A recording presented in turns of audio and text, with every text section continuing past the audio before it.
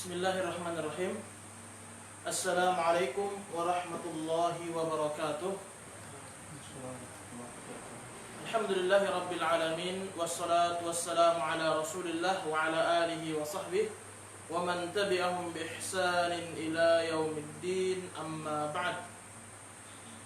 Kaum muslimin wal muslimat yang berbahagia, kita bersyukur kepada Allah Subhanahu wa taala atas nikmat yang Allah Subhanahu wa taala telah berikan kepada kita ini.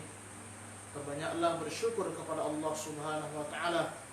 Betul-betul jadikan kehidupan kita ini hanya untuk bersyukur kepada Allah Subhanahu wa taala. Dengan perkara tersebut maka kehidupan kita akan semakin berbahagia dan Allah Subhanahu wa taala akan menambah nikmat-nikmatnya kepada kita. Sebelum kita melanjutkan pelajaran hari ini, kita mengulang beberapa saat sebentar pelajaran yang kemarin. Pelajaran yang kemarin kita telah menyempurnakan tentang alamat-alamat isim, yang mana alamat-alamat isim itu ada 4 yang diperkenalkan untuk kitab dasar ini, yaitu al-khafad, yang kedua tanwin, yang ketiga al-alif wal lam, dan yang keempat adalah huruf jar. Kemudian setelah itu pengarang menyebutkan contoh-contoh dari huruf jar, yaitu min, ila, an, ala, fi, rubba, alba, al-kaf, dan al-lam. Ini seluruhnya merupakan tanda-tanda isim. Ingat kaidahnya, kapan sebuah kata sebelumnya ada huruf jar, maka isim tersebut diharokati dengan kasroh. Dan alhamdulillah kemarin kita telah menjelaskan tentang definisi fi'il. Apa kemarin definisi fi'il?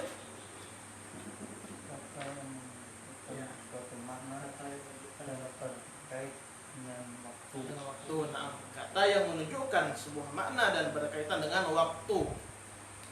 Adapun tentang waktunya, secara umum itu waktu ada 3. Waktu yang telah lalu, waktu yang sekarang ini, dan waktu akan datang. Cuman secara rinciannya nanti pada bab khusus pengarang akan menjelaskan tentang waktu-waktunya, tentang waktu-waktu dari fi'il tersebut. Sekarang kita masuk alamatul fi'li. Ini pada kitab Al-Muyassar halaman 3. Kata pengarang, alamat fi'il. Dan kemarin kita sudah jelaskan ya, fi'il itu artinya adalah kejadian, perbuatan, pekerjaan. Itu secara umum. Sekarang tanda-tandanya apa? Tanda-tandanya di sini pengarang menyebutkan 4 tanda sebagai pengetahuan dasar bagi kita. Sebagai pengetahuan dasar ya. Adapun tanda-tanda fi'il mungkin banyak. Cuman sebagai dasar supaya kita mudah memahami, hanya disebutkan 3 saja dahulu, supaya mudah difahami dan dihafalkan. Alamatul fi'li hiya. Alamat-alamat fi'il adalah pertama qad. Qad itu artinya sungguh. Ini judul pembahasan kita.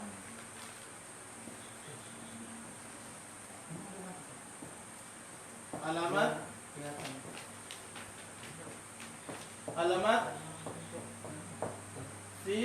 fi'il. Yang pertama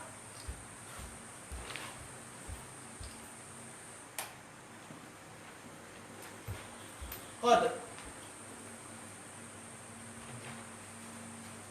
Yang pertama qad. Qad artinya sungguh. Ya, dicatat dulu. Qad artinya sungguh. Ya. Sungguh. Pengarang mencontohkan dengan contoh qad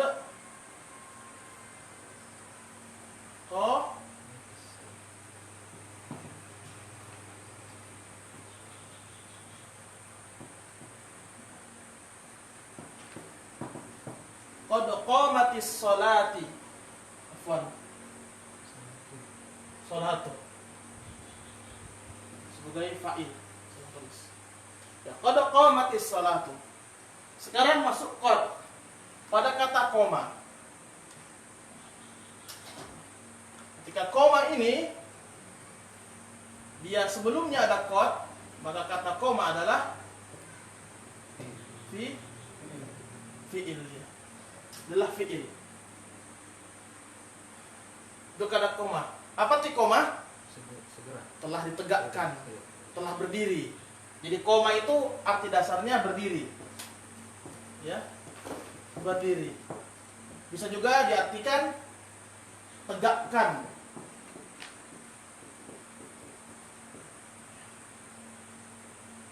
Ini secara mendasar ya. Kita tidak masuk secara rinci makna qad seperti apa.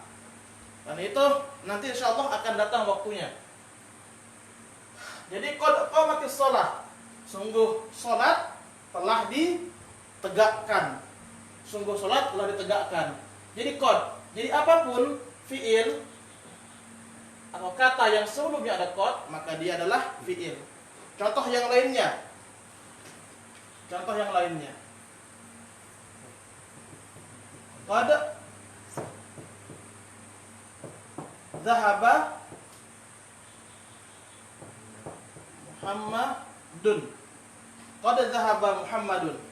Ini qad ya. Ini dhahaba adalah fi'il. Apa artinya qad dhahaba Muhammadun? Sungguh Muhammad telah pergi. Sungguh Muhammad telah pergi. Jadi dhahaba adalah fi'il dan Muhammad namanya adalah isim. Kenapa dia isim Muhammad? Nama orang. Karena dia ada tanwin. Karena dia ada tanwin. Sama dengan as-sholatu. As-sholatu adalah isim. Kenapa? Ada alif lam. Ada alif lam. Seandainya alif lam dihilangkan, dia menjadi tanwin. Sholatun. Ya, dihilangkan. Itu tandanya. Qad dhahaba. Kemudian contoh yang kedua di situ, cuma satu contoh saja ya. Qad qamatis shalah. Fiil banyak, nanti insyaallah kita akan mempelajari fiil secara khusus nanti. Lalu yang kedua, asin. Ini tanda pertama, ini tanda kedua.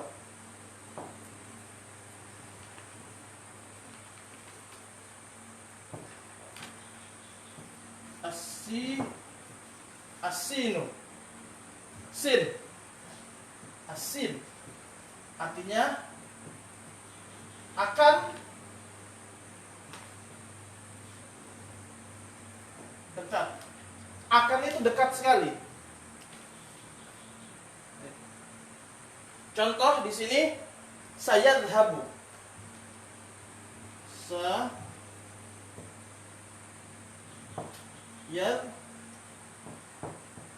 Sayadhabu.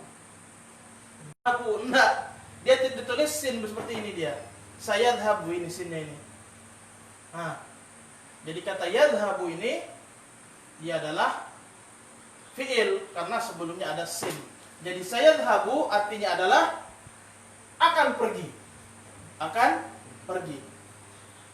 Asalnya kan kemarin kita pernah jelaskan pada fiil, ya, pada fiil yadhabu, pada fiil mudhari kita belum jelaskan. Kan ada kemarin kan saya jelaskan. Ingat kemarin. Maksudnya fiil itu ada yang bermakna lampau. Ya kan? Ada yang bermakna akan atau sedang. Ya kan? Itu yang kedua. Yang ketiga, ada yang bermakna akan saja kan, setelah diperintahkan. Pada makna yang kedua, ini dia. Bermakna akan atau sedang kan? Yadhabu, yaktubu, yakra'u. Yaktubu artinya, ingat, sedang atau akan membaca. Yaqra'u sedang atau akan, yaktubu tadi menulis ya, yaktubu ya, sedang atau menulis, yaqra'u sedang atau akan membaca. Ketika dia kemasukan sin, dia maknanya akan dia. Dia maknanya akan. Jadi contohnya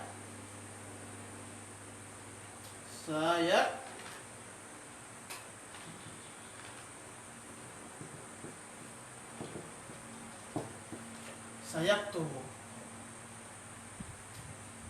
Sayaktubu maknanya akan menulis.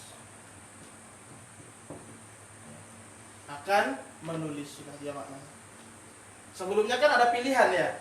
Kalau tidak ada sin ini, yaktubu saja, dia bisa dua maknanya. Bisa sedang juga. Tapi ketika dimasukkan sin, saya hilang sudah sedangnya. Jadi hanya satu makna saja. Jadi bermakna akan saja. Itu sin ya. Sin. Berikutnya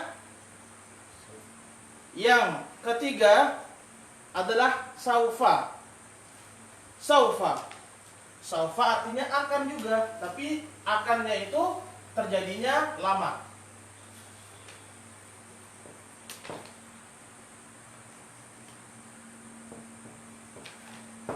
Saufa.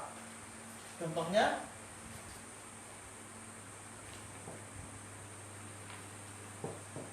saufa tak lamun. Perhatikan ya. Saufa tak lamun. Saufa artinya akan juga, tapi akannya lama. Akannya lama. Kadang diartikan dengan kelak.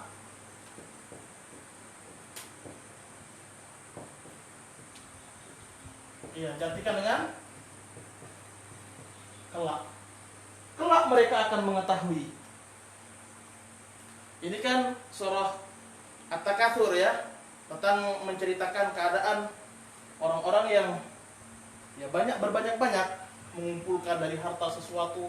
Disebutkan kalla saufa ta'lamun, kelak mereka akan mengetahui. Kapan? Di hari kiamat.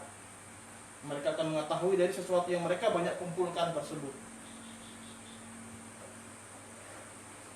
Ini tanda yang ketiga. Saufa ta'lamun. Tanda yang keempat, ta'ut ta'nits sakinah. Sudah ya, saya akan hapus dulu ya. Saya akan hapus contoh yang pertama.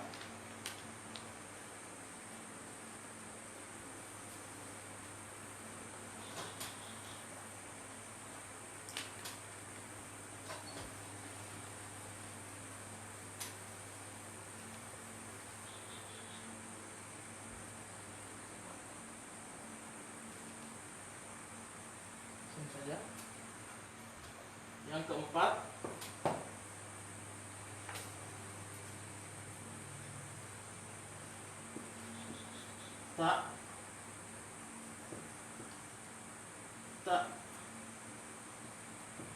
ta'nits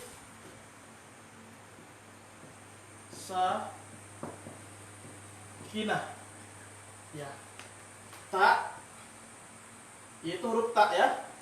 Huruf ta, ta'nis artinya perempuan. Sakinah sukun. Jadi taknya itu berharokat sukun. Di sini pengarang mencontohkan dengan perkataan dengan fiil qalat.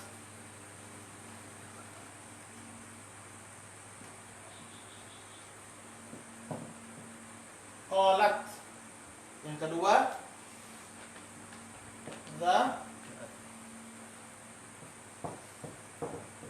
zahabat.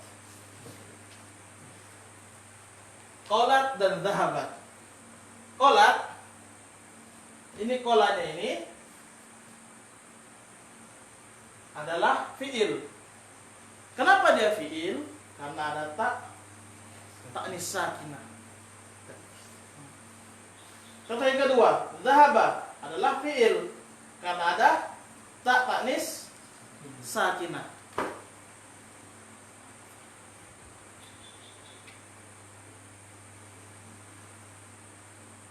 Sekarang pertanyaannya, apa fungsi dari ta'nis sakinah? Fungsinya adalah menunjukkan bahwa yang mengerjakan pekerjaan tersebut adalah seorang wanita, seorang perempuan. Itu ta'nis sakinah, menunjukkan fungsinya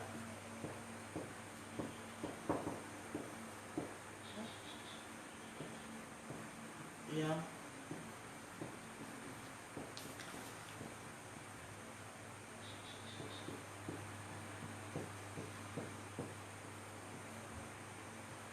hukumnya perempuan.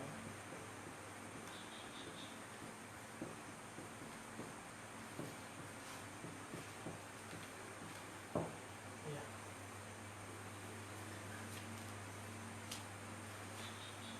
Fungsinya yang melakukan pekerjaan hukumnya perempuan, yang sedang berbuat atau yang melakukan adalah perempuan. Makanya kalau kita membaca hadis, kalau hadisnya dari Aisyah radhiyallahu anha, qalat an Aisyah radhiyallahu anha qalat, dari Aisyah radhiyallahu anha qalat, dia berkata. Enggak mau orang Arab itu kaidahnya an Aisyah radhiyallahu anha qala. Itu enggak mau, orang Arab enggak memahami seperti itu. Kalau qala itu laki-laki yang mengucapkan. An Muhammad misalnya dari sahabat an Abi Hurairah radhiyallahu anhu qala. Dari Abu Hurairah radhiyallahu anhu qala, dia berkata. Sama kalau Zahabat juga seperti itu. Zahabat siapa ini yang pergi? Perempuan yang pergi, bukan laki-laki. Makanya kalau dibilang zahabat laki-laki, kalau zahabat perempuan. Disinilah kadang kita kalau bercakap bahasa Arab itu, ketika berbicara dengan perempuan kebanyakan menggunakan domir laki-laki karena terbiasa berbicara dengan laki-laki. Seharusnya dengan domir perempuan.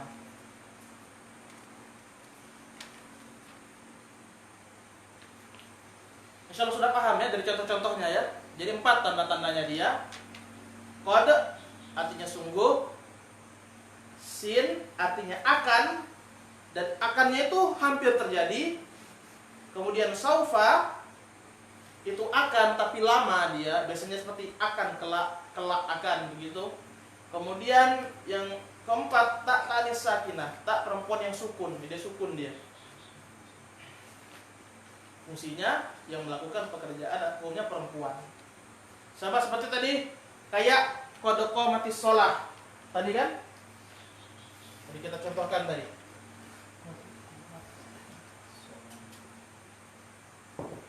Qad qamatis shalah tu.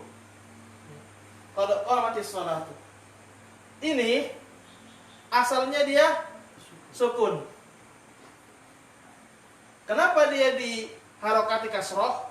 Karena di dalam bahasa Arab jika bertemu dua sukun, ini sukun dan ini sukun, orang Arab susah membacanya. Dibaca apa? Akhirnya salah satunya diharokati. Set dihilangkan menjadi ini. Qad qamati. Jadi ini dia ta'nis sakinah itu. Jadi koma di sini dia mempunyai 2 tanda. Ada qad dan ada ta'nis sakinah. Nah, sekarang as-sholatu. As-sholatu ini hukumnya perempuan. Kenapa dia perempuan? Apa tandanya? Nah, ini tak ini. Di jurus lugah kita sebutkan ya. Tak madrasatu, madrasatun. Nah, itu dia tak bulat seperti ini dia. Ta'nis marbutoh. Battotun. Apa battotun? Bebek. Baydotun. Apa? Telur.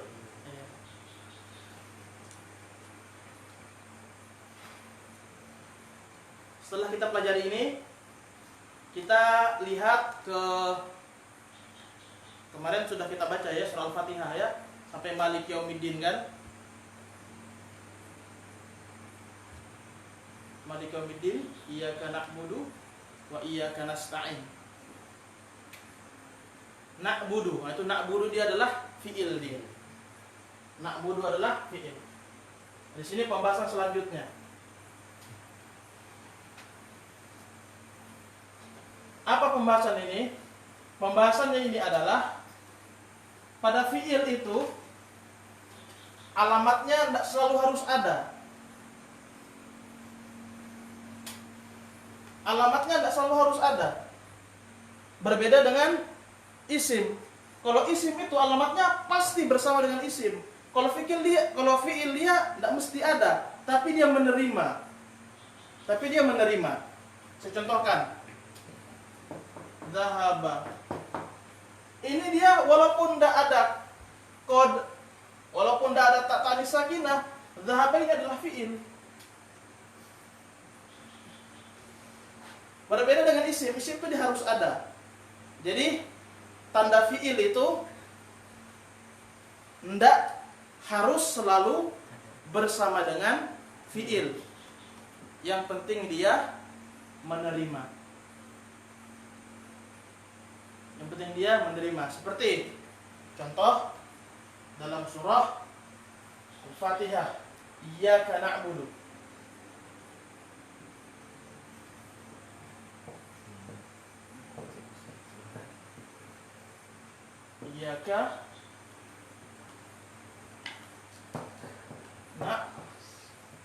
Iyyaka na'budu wa iyyaka nasta'inu.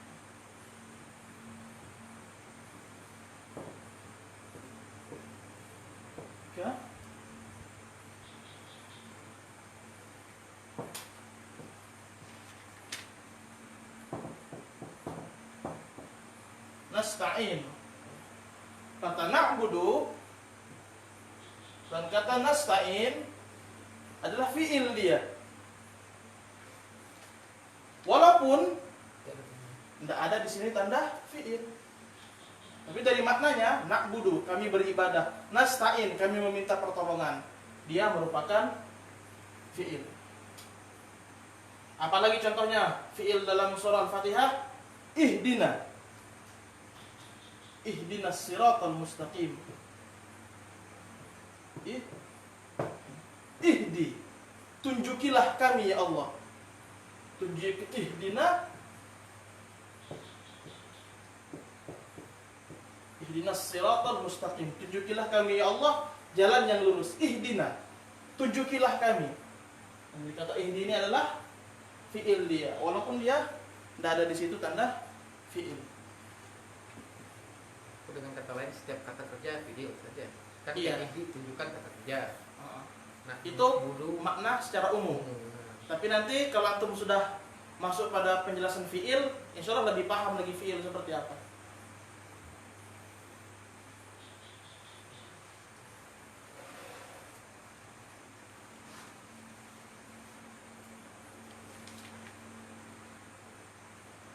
Kalau iya itu kata fi'il. Iya itu dia masuk dalam isim dhamir dia. Kata ganti. Iya. Dhamir nasab. Nanti ada penjelasannya. Di ini dibahas semua nanti di shorof. Sama seperti ihdi, nah itu dhamir juga ya. Iya itu dhamir.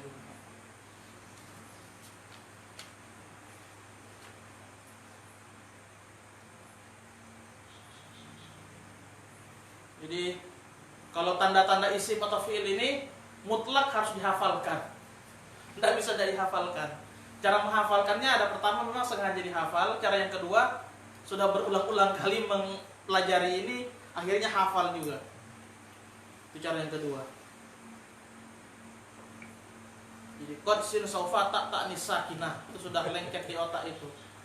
Qad sin saufa ta nis sakinah.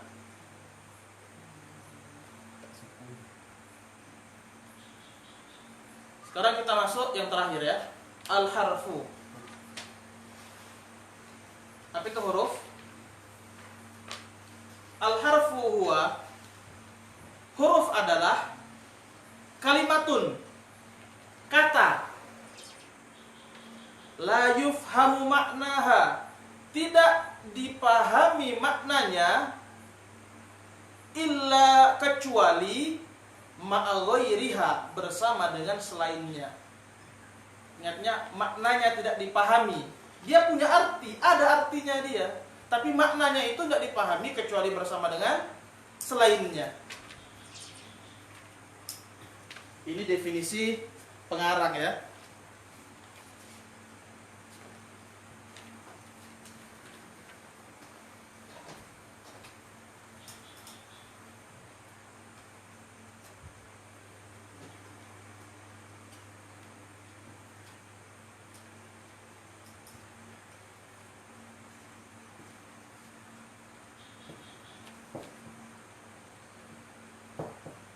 Al-harfu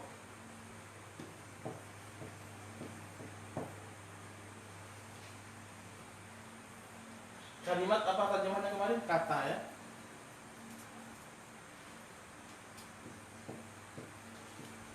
Kata yang tidak difahami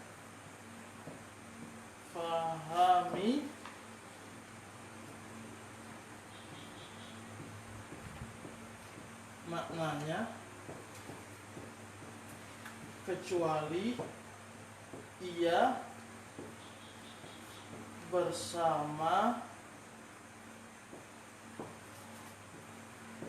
dengan selainnya. Jadi kata yang tidak difahami maknanya kecuali ia bersama dengan selainnya. Selainnya itu apa? Apa yang diinginkan dengan selainnya? Yaitu isim dan fi'il. Jadi dia, huruf itu dia selalu bersama dengan isim atau fi'il. Nanti kita akan mempelajari huruf-huruf yang dia bersama dengan isim. Nanti ada huruf-huruf yang dia bersama dengan fi'il.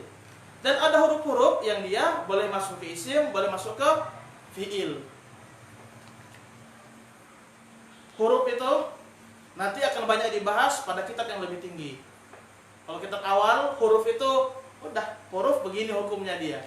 Kapan dia huruf bersama dengan fi'il, setelahnya dia baca seperti ini. Tapi nanti kalau kayak di qatrun nada, di situ huruf betul-betul dibahas huruf. Dan permainan, seseorang kuat memahami dari nahwu kalau dia mengerti dari rincian huruf-huruf tersebut. Makanya di kitab Qawaidul I'rab itu disebutkan huruf-huruf. Ada satu huruf, dia itu mempunyai satu makna. Ada yang punya 2 makna. Ada yang punya 3 makna. Ada yang punya 7 makna. Satu huruf itu. Apa tanda-tandanya? Itu di kitab yang lebih tinggi. Jadi dia susahnya kapan huruf? Di pelajaran yang lebih tinggi. Kalau awal-awal, kita akan banyak membahas isim. Isim, fi'il. Permainan maknanya di situ. Kalau di qatrun nada baru kita bermain huruf di situ. Dan kalau mau lebih lanjut lagi di qawaidul i'rab. Qawaidul i'rab itu tipis saja kitabnya, hanya berapa lembar saja. Tapi penjelasannya itu luar biasa. I'rab itu, qawaidul i'rab dibandingkan muyassar lebih tebal muyassar. Tapi dia menjelaskan satu paragraf itu luar biasa. Pengarangnya itu Ibnu Hisham. Ibnu Hisham itu perkataan itu padat sekali. Satu paragraf begini tuh bisa dijelaskan 2 kali 3 kali pertemuan. Jelas huruf seperti itu. Sebelum kita masuk kepada jenis-jenis huruf, apa tanda-tandanya huruf? Para ulama menyebutkan huruf itu tandanya adalah dia tidak mempunyai tanda. Jadi apa tandanya huruf? Dia tidak mempunyai tanda. Yaitu kapan dia bukan isim, kapan dia bukan fi'il, huruf dia. Jadi ulama di dalam mengistilahkan huruf itu ada 2. huruf itu tidak mempunyai tanda, udah begitu. Huruf tidak punya tanda. Ada yang mengistilahkan huruf itu mempunyai tanda, tandanya tidak ada tanda. Itu istilah para ulama.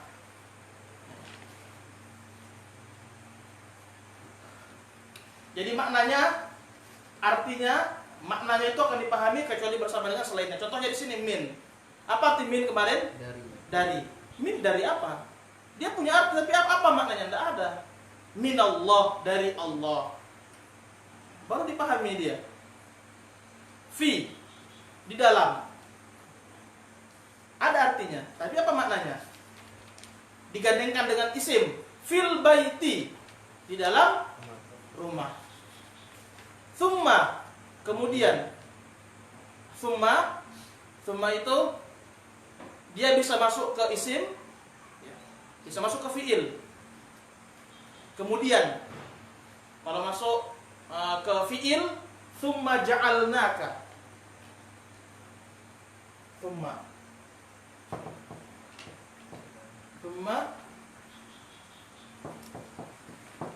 ja'alnaka. Ja'ala fiil ini.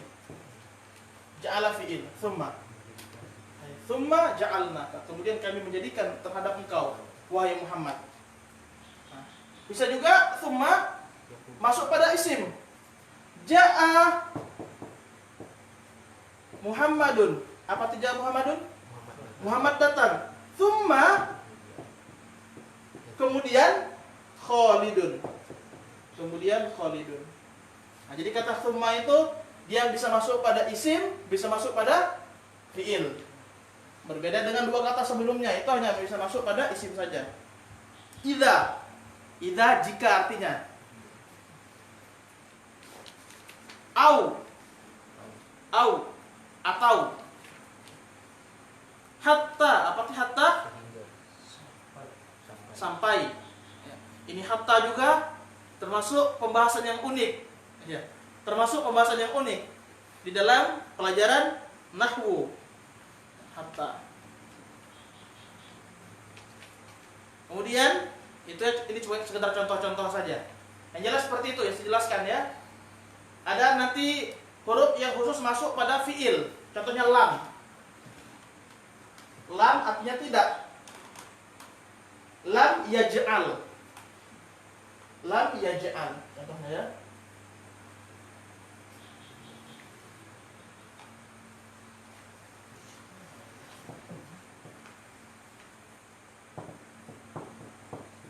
Lam yaj'al, tidak menjadikan. Ini khusus masuk pada fiil. Jadi itu dia maknanya itu akan terpahami kalau dia bersama dengan selainnya. Selainnya apakah itu isim atau fiil. Kemudian di antara huruf-huruf ada yang khusus masuk pada isim saja, ada yang khusus masuk pada fiil saja, ada yang masuk pada isim dan masuk pada fiil seperti thumma tadi. Kalau lam ini khusus masuk pada fiil saja. Nanti insyaallah kita akan mempelajari tentang huruf tersebut. Yang terakhir kata pengarang, walaysa lil harfi alamatun khassah. Dan bagi huruf tidak ada alamat khusus. Sudah dia. Kalau dia tidak ada tanda isim, tidak ada tanda fiil, sudah dia itu adalah huruf. Sekarang bagaimana caranya biar kita banyak mengetahui tentang huruf? Caranya memang mempelajari kitab-kitab nahwu. Pelajari kitab-kitab nahwu, kemudian mempelajari, membuka kitab yang khusus menjelaskan tentang huruf. Ada kitab khusus dijelaskan tentang huruf. Itu kita akan banyak pengetahuan tentang permasalahan huruf tersebut. Dan alhamdulillah dengan diselesaikannya pembahasan tentang huruf, maka selesai juga penjelasan tentang apa? Al-kalimah.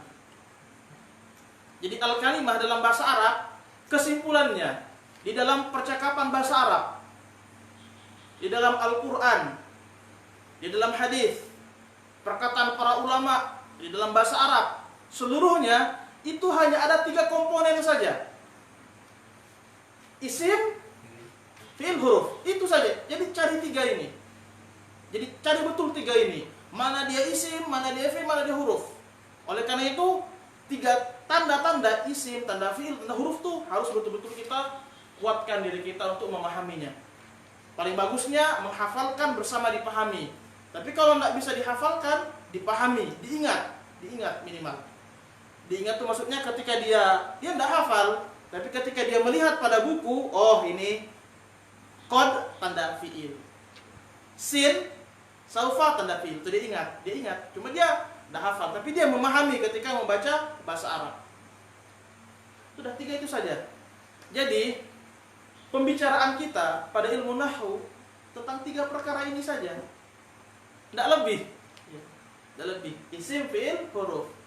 Nanti kita akan mempelajari lagi tentang jenis-jenis isim. Jenis-jenis isim lagi kita pelajari. Karena isim ada banyak jenisnya. Fi'il ada jenisnya lagi. Huruf ada jenisnya lagi. Tapi huruf kan nanti pada kitab yang besar, kitab yang lebih tinggi. Kalau fi'il sedikit akan diungkapkan pada kitab Muyassar ini, sedikit saja, tidak banyak. Nanti kita akan bahas khusus pada kitab Al-Kafi. Mungkin kalau selesai Muyassar baru kita baca Al-Kafi tentang kitab sorof tersebut. Nanti kalau antum belajar sorof, perbandarahan kosakata akan bertambah banyak. Banyak sekali, karena satu kata itu bisa bercabang-cabang. Itu dari mana? Permainannya di ilmu sorof. Insyaallah seperti itu ya.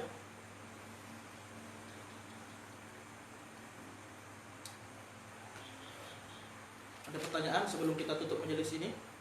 Tanda-tanda isim kan salah satunya adalah huruf jar. Iya. Apakah berarti setiap huruf jar itu pasti isim? Maksudnya dia hanya masuknya bisa ke isim. Iya. Tidak bisa masuk ke fi'il. Tidak bisa masuk ke fi'il.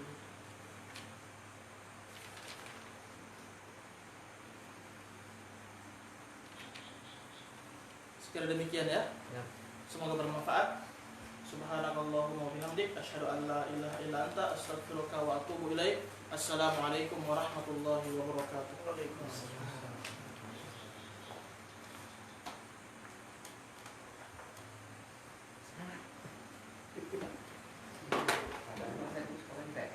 Kalau guru bahasa Arab masuk ibu, sekarang baru tahu. Ini bukan melakukan itu aja kan?